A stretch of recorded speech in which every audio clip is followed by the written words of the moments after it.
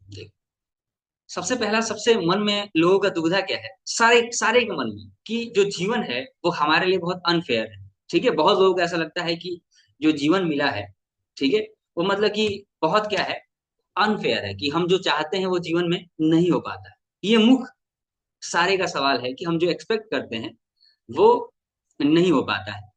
वो हमारे लिए वो चीजें जो हैं उस हिसाब से नहीं हो पाती हैं जैसा हम चाहते हैं। ठीक है, तो एक चीज याद रखिए कि ये जो यूनिवर्स है, ये जो क्रिएशन है, पूरा संसार जो है, हमेशा याद रखिएगा, इसका सॉल्यूशन एक ही है कि जो पूरा संसार है ये अभी भी स्टिल इवॉल्विंग, यानी कि अभी भी ये क्या कर रहा है, इवॉल्व कर रहा है, यानी कि लगातार जो है इसमें चेंजेस आ रहा है। तो आपको लगता है कि आप परिवर्तनशील संसार में, जिस संसार में आपका लगातार परिवर्तन हो रहा है, उसमें आपका जीवन एक जैसा ही रहेगा?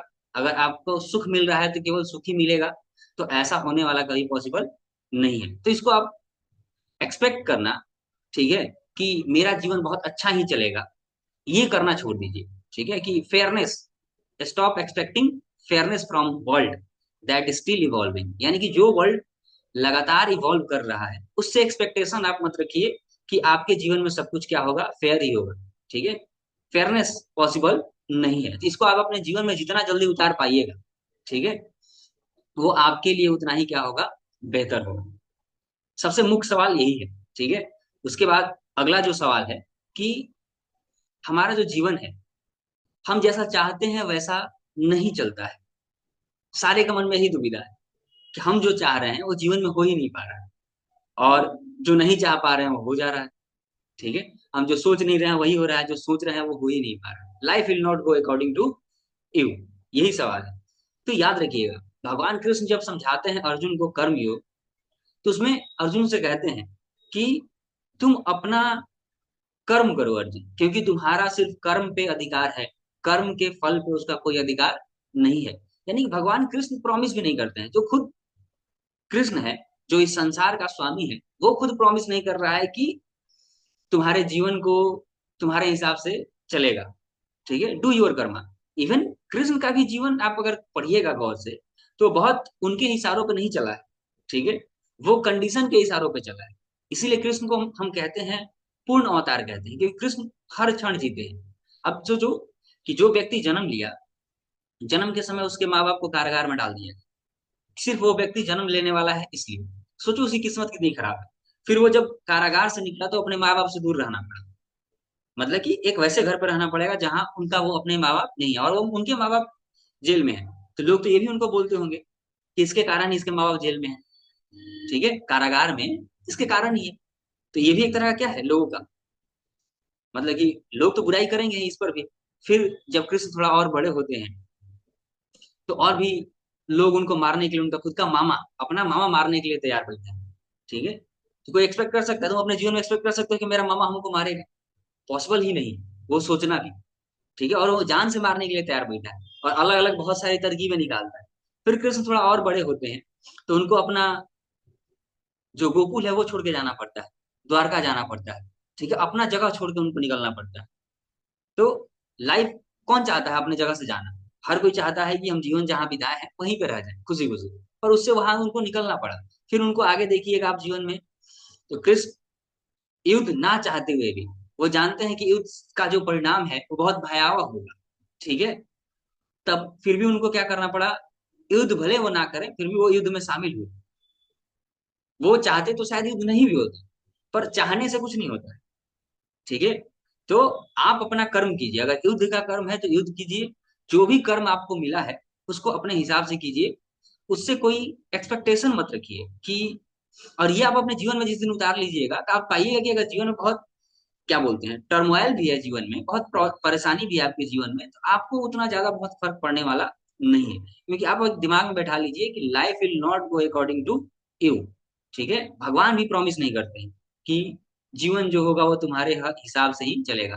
तुम्हारा सिर्फ यही कर्म है कि आप अपना कर्म जो है ईमानदारी से करते जाइए, और उसमें कोई आपको नहीं सोचना, बस अपने कर्म को करते जाना, और कर्म को बिल्कुल युद्ध के स्तर पर लड़ना है। ठीक है, यानी कि जो आपको कर्म मिला है, जो आपका स्वधर्म है, जो आपका कर्म है, उसको जब भी उसको कीजिए तो एक युद्ध के स्तर पर कीजिए। यही तो अर्जुन को कृष्ण सिखा रहे हैं कि कहाँ तुम हथियार छोड़ रहे हो। ठीक है, तुमको क्या करना है? युद्ध करना है, यही तुम्हारा कर्म है। ठीक है, और कर्म के परिणाम को भी नहीं देखना है। तो जो भी आपका काम मिला है आपको, उसको युद्ध के स्तर पे कीजिए, मतलब लगे कि हम कर रहे हैं। ठीक है, ऐसा नहीं कि पड़े हुए हैं, लेटे हुए हैं, कर रहे हैं, डोल रहे हैं खुद ही, वैसा नहीं हो सकता है। फिर तो वो आपका कोई कर्म और बेकार ही हो जाएगा। ठीक है, और कर्म करके फिर छोड़ दीजिए, क्योंकि आपको ये ध्यान रखना है कि life will not go according to you, आपके हिसाब से नहीं चलेगा। तो जीवन में इसको उतार लीजिएगा, ये दूसरा सेंटेंस है। ठीक है, इसको जीवन में उतार लीजिएगा, तो आपके लिए बहुत अच्छा होगा, आप अपने जीवन को बहुत बेहतर तरीके से जी पाइएगा।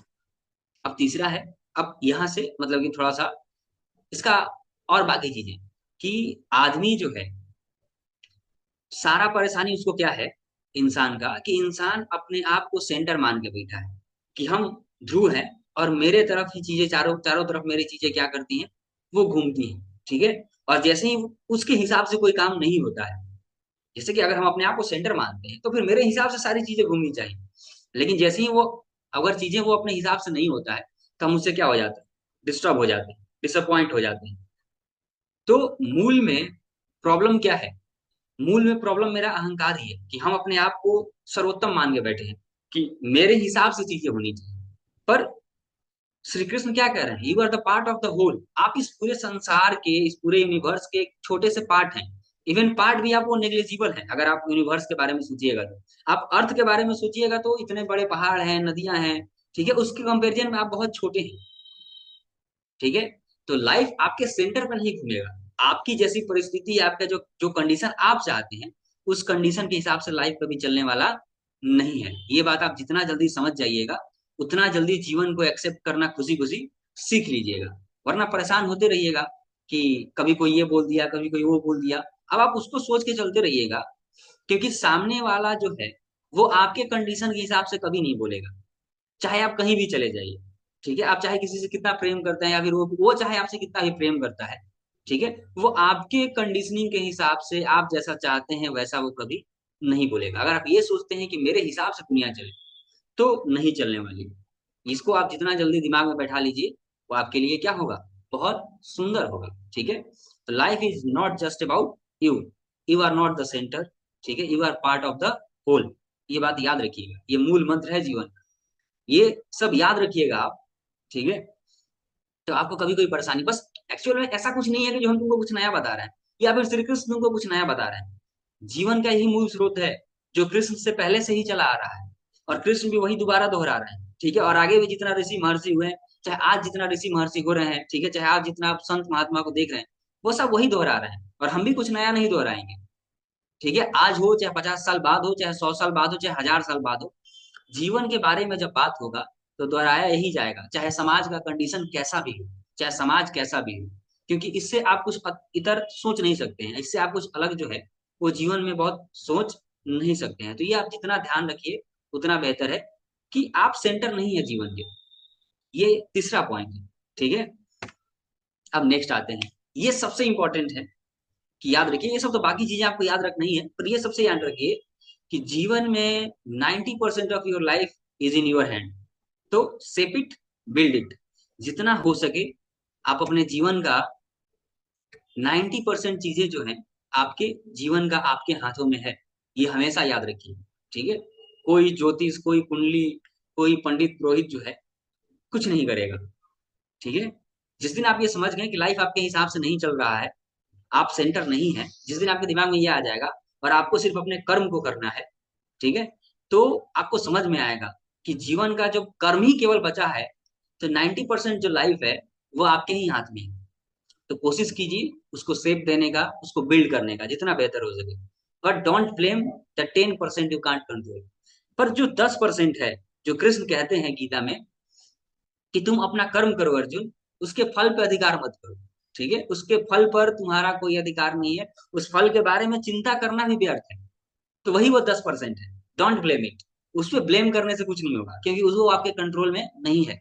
इसलिए एक सबसे सुंदर वाक्य है कि वरी अबाउट कंट्रोलेबल, यानी कि जो आपके कंट्रोल में है उसके बारे में चिंता कीजिए। तो 90% आपके ही कंट्रोल में है। तो कोशिश कीजिए कि आपको जो कर्म मिला है, उसको बहुत युद्ध स्तर पर लड़िए, जितना हो सके, जितना मेहनत करना है, जितना अपने आप को अपग्रेड करना है, वो करिए, पर दिमाग में ये ध्यान रखिए कि जीवन में आप जितना भी अपग्रेड अपने आप को कर लीजिए, पर हार का सामना करना ही पड़ेगा। आप जीवन से ये एक्सेप्ट करके रखिए, वो आपके हिसाब से नहीं चलने वाला है जीवन। ठीक है, तो जो 10% है जो आपके कंट्रोल में नहीं है, उसको आप ब्लेम मत कीजिए, क्योंकि आपके ब्लेम आपके वो हाथ ही में नहीं है। तो डू योर स्वधर्म, डू योर कर्म, जीवन को बेहतर बनाइए, सेप दीजिए, उसको बिल्ड कीजिए जितना बेहतर से बेहतर हो सके। वो आप ही कर सकते हैं, कोई आपको पंडित पुरोहित नहीं कर सकता है, सिर्फ वो मोटिवेट कर सकता है। कोई कुंडली देख के आपका भाग्य नहीं बदल सकता है, ये ध्यान रखिए। ठीक है, आपको हाँ अच्छे मार्ग पे ले जाएगा, जहां से आपका दिमाग जो है इसी लाइन में आएगा और कुछ नहीं करेगा। बस आपको एक अंदर से संतुष्टि मिलने लगता है। पूरा पूजा पाठ का मूल स्रोत यही है। ठीक है, अंदर से आप स्ट्रांग होते चले जाते हैं। मूल का इसीलिए तो पूजा पाठ बना है, क्योंकि जैसे ही आप किसी पे अपना सारा निछावर करते हैं, तो आप उसके प्रति बिलीव करना स्टार्ट कर देते हैं। और सारा खेल बिलीव का है। जिस दिन आप अच्छा बिलीव कीजिएगा अपने जीवन में, वो बिलीव सिस्टम कहीं ना कहीं आपके लिए आगे चल के काम करेगा। ठीक है, पर केवल बिलीव करने से भी नहीं होगा, उसके लिए मेहनत भी करना पड़ेगा, उसके लिए युद्ध करना पड़ेगा। ठीक है, तो जो भी यहाँ अर्जुन बैठे हैं, उन सारे अर्जुन को यही कहा नाम है कि युद्ध कीजिए। जिस भी फील्ड में है, जो भी कर रहे हैं, जहां भी कर रहे हैं, युद्ध कीजिए। और लाइफ को अपने हिसाब से बहुत ढालने का कोशिश मत कीजिए कि हम जैसा चाहते हैं जीवन में वैसा ही होगा। आपका काम युद्ध करना है। जीवन में जब जो होना होगा, वो खुद ब खुद हो जाएगा। ये बात ध्यान रखिए।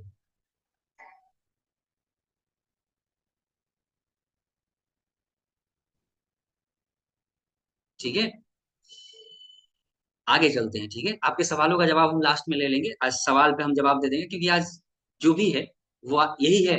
ये मूल है गीता का। और एक और होगा। और याद रखिएगा कि जीवन में खुशी का जो मेन पर्सपेक्टिव है, मतलब the key to happiness is change in perspective. आपके जीवन में खुशी तभी आ सकता है जब आप कंडीशन और सिचुएशन के हिसाब से अपने सोचने का तरीका बदल लें। ठीक है, जिस दिन आपका पर्सपेक्टिव चेंज होगा, क्योंकि जब संसार जो है वो कांस्टेंट नहीं है, तो आप अपने थॉट पे कांस्टेंट कैसे रह सकते हैं? फिर वो आपको हर्ट करेगा हमेशा।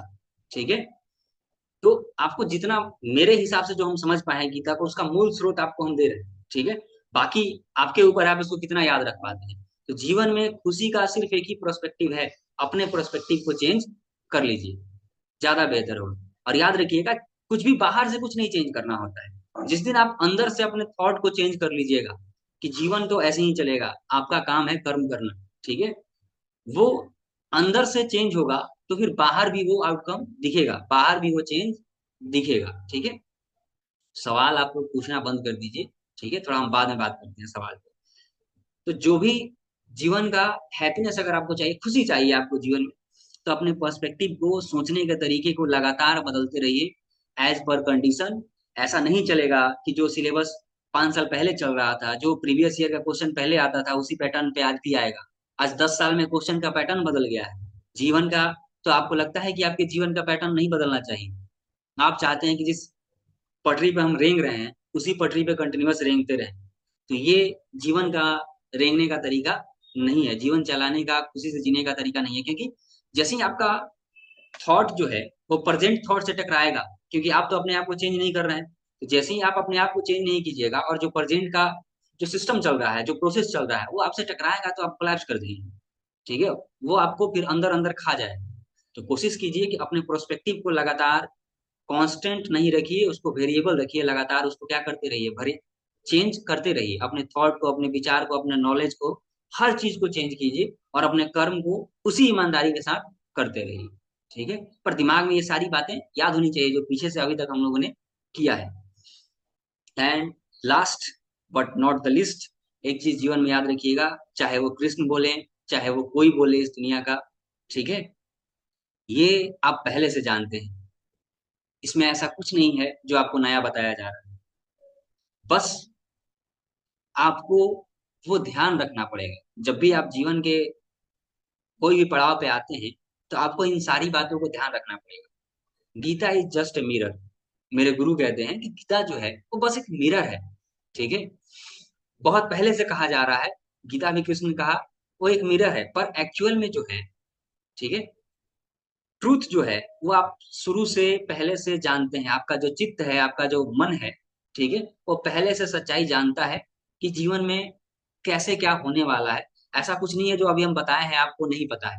ठीक है, आपका मन, आपका पूरा तन बदन सब कुछ जानता है कि क्या है। ठीक है, तो गुरु मेरे हमेशा कहते हैं कि the Gita is a mirror. Gita बस एक मिरर है, but the truth is you already know. Truth जो है आप हमेशा से जानते हैं, कुछ नया नहीं है। ठीक है, बस शर्ते आप याद नहीं रख पाते हैं उस ट्रूथ को। ठीक है, और ट्रूथ क्या है? तो आप अपने कर्म को कीजिए, क्योंकि भगवान श्री कृष्ण भी प्रॉमिस नहीं करते हैं कि आपके अनुसार आपका जीवन चलेगा। जब उनका नहीं चला, भगवान श्री राम का नहीं चला, ठीक है, वो अपने जीवन में फिर कष्ट क्यों भोगते? ठीक है, कोई अपने पत्नी को जंगल जंगल खोज रहा है, किसी को अपनी प्रेमिका नहीं मिली। ठीक है, कोई अपने घर को छोड़ के बैठा हुआ है। इतना संघर्ष। जिस दिन राजा बनना है उस दिन राम, भगवान राम को क्या बोलते हैं, जिस दिन राजा बनना है उस दिन भगवान राम को क्या करना पड़ा? वनवास जाना पड़ा। ठीक है, तो बहुत जीवन जो है वो बहुत क्या बोलते हैं, वेरिएबल है, हर समय वो चेंज हो रहा है। तो आपको अपने प्रोस्पेक्टिव को भी उसी हिसाब से चेंज करना पड़ेगा। तो 5 सेंटेंस में, ठीक है, आपको हम अपनी बातें जो है, यही मूल है पूरे जो कृष्ण जो 564 श्लोकों में कहते हैं। ठीक है, डिटेल में जाया जाएगा तो उसको हम सालों बोल सकते हैं, पर जो आप मूल को आपको समझना है, ठीक है, वो यही मूल है। कि सबसे पहला एक बार हम और रिपीट कर देते हैं ताकि आपको समझ में आए। ठीक है, एक से। तो सबसे पहला सारे लोग का मन में यही सवाल है कि लाइफ जो है अनफेयर है। इसका सिंपल जवाब है कि फेयरनेस जो है, जो सुंदरता है, इस इवॉल्विंग समाज से आप छोड़ दीजिए।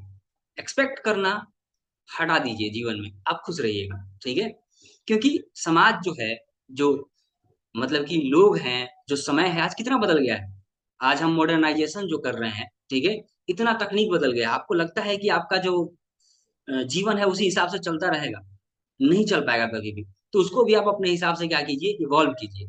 जीवन हमेशा इवॉल्व करने का नाम है। ठीक है, बिना इवॉल्व किए जीवन में आप बहुत आगे नहीं बढ़ पाएगा। दूसरा सवाल यही है, सेम सवाल मिक्सअप, कि life will not go according to you. हमेशा से चलेगा कि जीवन आपके हिसाब से कभी नहीं चल सकता है। ठीक है, अभी हम बोले कि भगवान राम जो है, भगवान कृष्ण जो है, तो उनसे जो भगवान हुए, ठीक है, तब उनको इतना तकलीफ झेलना पड़ा। तो वही बात है ना कि भगवान कृष्ण कहीं नहीं कह रहे हैं अर्जुन को पूरे इसमें कि हम तुम्हारा कोई हेल्प कर देंगे, मेरा काम है जगाना तुमको। ठीक है, हम ऐसा नहीं है कि तुम्हारे लिए खड़ा होकर युद्ध लड़ लेंगे। भगवान कृष्ण तो युद्ध भी नहीं लड़े हैं उसके लिए। ठीक है, वो उनका सखा है। तो श्री कृष्ण कभी प्रॉमिस नहीं करते हैं, ठीक है, कि लाइफ जो है, जीवन जो है वो आपके हिसाब से चलेगा। आपको सिर्फ अपना कर्म पे ही अधिकार रखना पड़ेगा कि अपना ईमानदारी से कर्म कीजिए, और कर्म युद्ध स्तर पे कीजिए कि अब यही है अंतिम, उसके बाद अब दोबारा कुछ नहीं है। ठीक है, जो आपको काम मिला है जीवन में, कुछ भी काम मिला है, उसको इतना युद्ध स्तर पे कीजिए कि उसका रिजल्ट जो भी हो, आपको अंदर से संतुष्टि हो कि जो काम है वो मैंने किया है। तीसरा जो सेंटेंस था कि ये अहंकार को आप अपने जीवन से खत्म कर दीजिए, कि आपका जीवन सिर्फ आपका है। Life is not just about you. ये जो जीवन है वो सिर्फ आपका ही नहीं है। You are not the centre, कि आप इस संसार के सेंटर नहीं है। तो आप चाहते जो है जीवन में कि मेरे हिसाब से जीवन चलेगा, तो वैसा बिल्कुल नहीं होगा। जीवन किसी के हिसाब से नहीं चलता है। ठीक है, आपको जीवन के हिसाब से चेंज होना पड़ेगा, अपने पर्सपेक्टिव को, अपने थॉट को। ठीक है, जो लाइफ की चेंजिंग पर्सपेक्टिव है उसके हिसाब से क्या करना पड़ेगा, चेंज करना पड़ेगा। इस अहंकार में तो इंसान को नहीं रहना चाहिए कि जो जीवन है वो आप उसके सेंटर पे हैं। कि जैसे सन जो है वो सोलर सिस्टम का, हमारे सोलर सिस्टम का सेंटर है, तो हम वैसे नहीं है। हम तो उसके एक पार्ट भी नहीं है, मतलब कि एक पार्ट में वो भी नेग्लेजिबल है। तो हम अपने आप को जिस दिन सेंटर मानना चालू कर देते हैं, सारी कोई पीड़ा मेरी उसी से है। तो जैसे ही हम सेंटर मानते हैं और सामने वाला मेरे अकॉर्डिंग कोई काम नहीं करता है, तो हमको हर्ट करता है। ठीक है, बस इतना ध्यान रखिए, you are the part of whole cosmos. इस कॉस्मोस के आप एक छोटे से कण हैं। ठीक है, इस पूरे संसार के, इस पूरे ब्रह्मांड के आप एक छोटे से कण हैं। और कोई मतलब नहीं बनता है आप इस जीवन में रहिएगा या फिर जीवन नहीं रहेगा, आपके रहने ना रहने से कोई प्रभाव नहीं पड़ेगा। संसार चलता रहेगा। ठीक है, तो कोशिश कीजिए कि अपने अहंकार को खत्म कीजिए, कि दूसरों से हर्ट होना छोड़ दीजिए। कि कोई आपके अकॉर्डिंग काम नहीं कर रहा है तो आप उससे हर्ट हो जाते हैं। वो हर्ट तभी होते हैं कि आपके अकॉर्डिंग वो काम नहीं कर रहा, इस कारण से आप हर्ट नहीं हो रहे। आप हर्ट तब हो रहा है जब आप अपने आप को सेंटर मान के बैठे हैं कि सामने वाला क्या, पूरा दुनिया जो है वो मेरे हिसाब से ही चलेगा। ठीक है, पर even Krishna not promise you, कि भगवान नहीं प्रॉमिस कर रहे हैं आपको कि जीवन आपका अपने हिसाब से चलेगा। और वही है कि इस जीवन का 90% जो बागडोर है वो आपके हाथ में है। 90% of your life is in your hand. तो याद रखिएगा, बहुत सुंदर लाइन है, बहुत सोच के लिखिए। सेप इट, बिल्ड इट। इसको बनाइए, जितना हो सके बेहतर बनाइए। ठीक है, और अपने हिसाब से ही बनेगा। बट डोंट ब्लेम द 10%, और 10% जो बचा हुआ है। ठीक है, जैसे होता है ना, कृष्ण बोलते हैं कि स्वधर्म करो अर्जुन, अपना निष्काम कर्म करो, तुम्हारा फल पे कोई अधिकार नहीं है। तो जो 10% जो है उसका आउटकम क्या होगा, इसका कंट्रोल आप मत कीजिए। ठीक है, क्योंकि वो आपके कंट्रोल में है भी नहीं। तो जिस दिन आप इसको याद रख लीजिएगा, तो आपके जीवन का सारा परेशानी, और गीता का जो क्रक्स है वो यही है। ठीक है, आप कितना भी पढ़िए, आप रीडिंग डालिए, आपके जीवन में पढ़ना अच्छा बात है, पर मूल यही है, इससे और कुछ बदलने वाला नहीं है। और लास्ट सवाल पे अब हम आते हैं कि जीवन का, सुख का एक ही पर्सपेक्टिव है कि आप अपने पर्सपेक्टिव को क्या कर लीजिए, चेंज कर लीजिए। क्योंकि जिस दिन आप अंदर से चेंज होंगे, अपने विचार को अंदर से चेंज करेंगे, ठीक है, तो ही चीजें बाहर भी बदलेंगी। इस संसार की बाहर की चीजें कोई बदलने वाली नहीं है। उसको जैसे चलना है, प्रकृति को जैसे चलना है, समाज को जैसे चलना है, लोगों को जैसे चलना है, वो वैसे ही चलेगा। चेंज आपके इनसाइड होना चाहिए। ठीक है, जिस दिन आप अपने अंदर से बदलते हैं, ठीक है, और मूल बात यही 5 याद रखनी है। ठीक है, तो आपके जो जीवन का जो बाहरी बदलाव है वो भी धीरे धीरे आपका चेंज होने लगेगा। और याद रखिएगा, life is not constant, it is always variable, variable and variable. ठीक है, तो यहीं पे, और लास्ट लाइन मेरे गुरु की लाइन है, तो हम बोल सकते हैं कि the Gita is a mirror. ठीक है, गीता पढ़िए, उपनिषद पढ़िए, वेद पढ़िए, पुराण पढ़िए, साइंस पढ़िए, जो भी आपका जीवन में आपको पढ़ना है पढ़िए। ठीक है, वो बस आपका एक दर्पण है। ठीक है, जीवन का हर सच्चाई आपके चेतना में बैठा हुआ है। ठीक है, but the truth is you already no. आप अपने जीवन का सारा सच्चाई क्या है, जानते हैं। ठीक है, तो बस इतना ही कहना था हमको। यही है, जिस दिन ये समझ गए, समझना भी नहीं है, इसको याद रख लोगे, जिस दिन ये 5 मोटी मोटी बातें जीवन में जो भी करोगे उसमें तुम खुश रहोगे।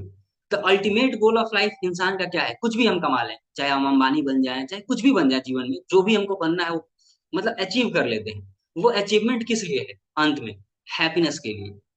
खुशी ही तो लास्ट अचीवमेंट क्या है, कि हम ये कर लेंगे तो खुश हो जाएंगे, हम वो कर लेंगे तो खुश हो जाएंगे। सारा खेल उसी का है। ठीक है, हैप्पीनेस का। तो हैप्पीनेस कोई चीज पा लेने से नहीं होता है। हो सकता है कि आप 50 चीजें पा लें पर 10 चीजें छूट जाएगा। जैसे कि 90% आपके जो कंट्रोल में है वो हो सकता है पा ले, पर 10%, अब उस 10% पे आपका अगर ध्यान जाएगा तो आप हमेशा हर्ट होइएगा। तो आप अपने प्रोस्पेक्टिव को ही चेंज कर लीजिए कि जो 90% मेरे हाथ में है, हम उस पर केवल फोकस करेंगे। जैसे होता है ना कि आदमी कोई सिलेबस पढ़ रहा है किसी एग्जाम के लिए, तो होता है कोई कोई पार्ट वो नहीं पढ़ा है, तो बाकी जो 90% वो पढ़ा है, अगर वो उस पर केवल फोकस करे, उस 10% को छोड़ के, पर हमारा सारा ध्यान उधर ही जाता है 10% पे भी। 10%, भले वो 90% मेरा कितना भी बढ़िया हो, हम उसको नहीं सेव कर सकते, और बेहतर नहीं कर सकते। हम उस 10% पे सारा फोकस लगाते हैं कि ये 10% क्यों नहीं हो रहा है। तो तब तक आप परेशान रहिएगा। तो हैप्पीनेस का मूल मंत्र यही है कि अपने पर्सपेक्टिव को, अपने नजरिए को, देखने के तरीके को बदल लीजिए जीवन में, आप सुखी रहिएगा। चलिए, अब किसी को अगर कोई सवाल पूछना है तो सवाल पूछिए, क्योंकि आज आखिरी ही है। उसके बाद शायद हम फिर दोबारा नहीं पढ़ाएंगे, नहीं पढ़ाएंगे, नहीं ही पढ़ाएंगे। ठीक है,